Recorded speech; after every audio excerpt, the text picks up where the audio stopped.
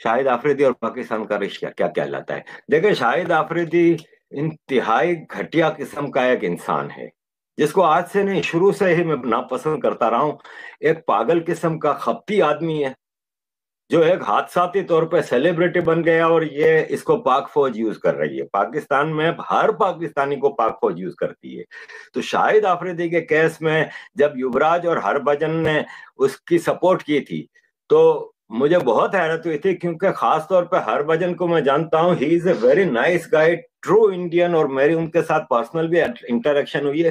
He is a loving गाय। मसला ये सिखों का कि वो सेवा और प्यार में इतने डूब जाते हैं कि ये अक्सर भूल जाते हैं कि सामने दुश्मन खड़ा है। शाहिद आफरीदी का आज का मसला ही है। खुद कहता है मेरा दादा वहां पे वो था, कश्मीर में जब ट्राइबल इन्वेजन हुई थी, तो इसके दादा ने वहां पे लूटमार मचाई थी, उसके अवार्ड मिले थे इसको, इसके लूटमार के लिए। वो that was a pure invasion on Indian territory. फिर इसका कजन मारा गया, टेररिज्म करते हुए इंडिया में। तो शाहिद आफरीदी के केस पे बात करना तो मजे की बात नहीं है। आगे आते हैं, आफरीदी के बारे में कुछ बोलो। आफरीदी के बारे में मैंने शुरू में ही बोल दिया, आफरीदी एक बदतमीज, बदमाश और बेवकूफ आदमी है। वो कल आया था, परसों, कश्मीर, ऑक्यूपाइड, पाकिस्तान ऑक्यूपाइड कश्मीर में, और वहां पे आके उसने एक तकरीर की, एक बदतमीजी वाली तकरीर की। 130 करोड़ लोगों को गालियां दी, 130 करोड़ लोगों के बारे में बेशुमार बदतमीजी की, और उसने कहा कि 7 लाख फौज के पीछे 22 करोड़ आवाम भी खड़ी है, और इंडिया को तो हम ये कर देंगे, वो कर देंगे, ये सब बोल के ये हवाई जहाज में बैठ के आर्मी के कराची आया। कराची आके अपनी बीवी के साथ बेडरूम में बंद हो गया कि अभी तक बेटा नहीं हुआ ना बेचारे के। तो फिर उस कोशिश में लग गया, कश्मीर तो बाद में आजाद हो जाएगा, पहले बेटा पैदा हो जाए। अब इससे ज्यादा मैं आफरीदी के बारे में क्या बोलूं। सवाल, क्राइसिस खत्म होते ही दुनिया कितने हैं? वार तो देखें, वार, डायरेक्ट वार अब दो बड़े कंट्रीज के दरमियान, ये दो पावरफुल आर्मीज के दरमियान तो मुश्किल ही होती है। एक लिमिटेड, जिससे कारगिल टाइप का हुआ था, वो अगर आप इंडिया पाकिस्तान का कंसीडर करते हैं, तो देखें पाकिस्तान की आर्मी की सर्वाइवल अब इस वक्त सिर्फ और सिर्फ एक जंग की सूरत में है, क्योंकि अब विद इन पाकिस्तान बहुत ज्यादा रिजेंटमेंट आ रहा है। लोग तंग आ गए इस आर्मी की पॉलिसी से। तो लोग कहते हैं कि अब खत्म होना चाहिए ये। तो उनको इस ऐसे माहौल में जब एक जंग शुरू हो जाएगी, तो वैसे ही इंडिया और हिंदुओं के खिलाफ इतनी नफरत भरती है आवाम में कि वो फौरन सब भूल के आर्मी के पीछे खड़े हो जाएंगे।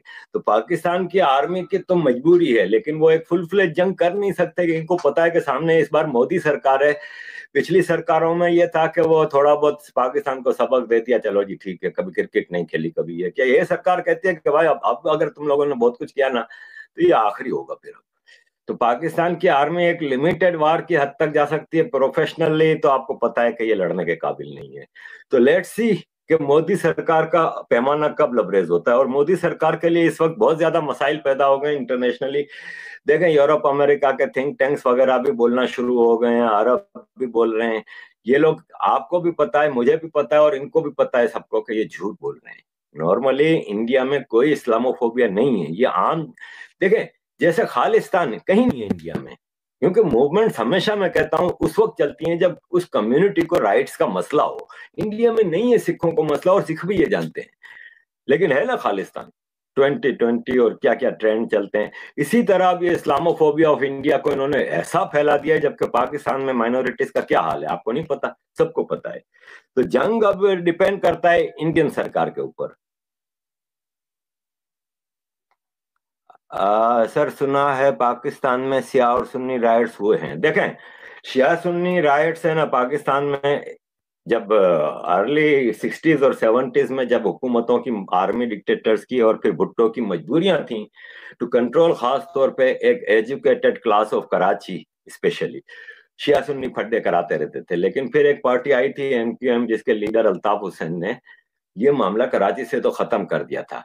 और एमक्यूएम का जो मैसेज था, वो rights for everyone, equal rights for everyone, उसमें रिलीजियस माइनॉरिटीज और सेक्टरियनिज्म कहीं भी नहीं था। एमक्यूएम में सब बराबर थे, हमें खुद नहीं पता होता था कि हमारे बगल में क्या है। लेकिन अब ये वापस, चूंकि अब कराची से एमक्यूएम और उसके लीडर अल्ताफ हुसैन को हटा दिया गया है, और बाय फोर्स वहां पे आर्टिफिशियल लीडरशिप्स लाई गई हैं, तो अब वहां पे ये शिया सुन्नी मसला पैदा किया जा रहा है। खादिम रिजवी जो गालियां निकालता रहता है, मौलवी बना फिरता है, उसकी तहरीक लब्बे पाकिस्तान के लोगों ने हमला किया परसों शिया इमाम बारगाहों के ऊपर, हजरत अली रजी अल्लाह तआला अन्हु के दिन के ऊपर। उनके जुलूसों पे हमले हुए, उनके खिलाफ नफरत फैलाई जा रही है, आम आदमियों में, मस्जिदों में इनके बारे में बातें हो रही हैं, तो एक लावा तो पक रहा है। वो जिस इस्लामोफोबिया को इंडिया में बताया जा रहा है, वो Islamophobia actually happening in Pakistan. ये ब्लेटेंटली हो रहा था सिटीजन अमेंडमेंट एक्ट के बाद। खासतौर पे आज जैसे मेरी सुबह एक थिंक टैंक है किसी कंट्री में, उनसे बात हो रही थी, उनका काम काफी ज्यादा है उस पे, पाकिस्तान की रिलीजियस माइनॉरिटीज पे। तो मैंने उनसे कहा, मैंने कहा I have a feeling that Pakistan in Pakistan the religious intolerance has increased and religious minorities are victimized and atrocities against them have increased in recent months. Am I correct? तो उसने कहा yes you are correct, they were all happening always, but because of social media now more are exposed. But you are correct that it has increased in recent months since the implementation of Citizen Amendment Act in India, that common Pakistanis have started taking revenge from them, from the religious minorities of Pakistan who were given a shelter in India. So this is, not far from truth.